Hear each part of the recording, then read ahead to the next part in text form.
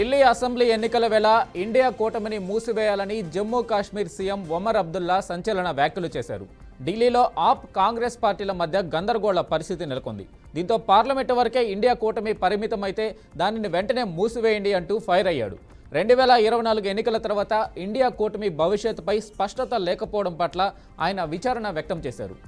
ఎన్నికల తర్వాత కూటమి భవిష్యత్తును క్లియర్ చేయడానికి సీఎం అబ్దుల్లా ఓ సమావేశానికి పిలుపునిచ్చారు. ఢిల్లీ ఎన్నికల తర్వాత కూటమిపై సమావేశం ఏర్పాటు చేసి స్పష్టత ఇవ్వాలని, లోక్సభ ఎన్నికల కోసమే అయితే పొత్తుకు స్వస్తి చెప్పాలన్నారు.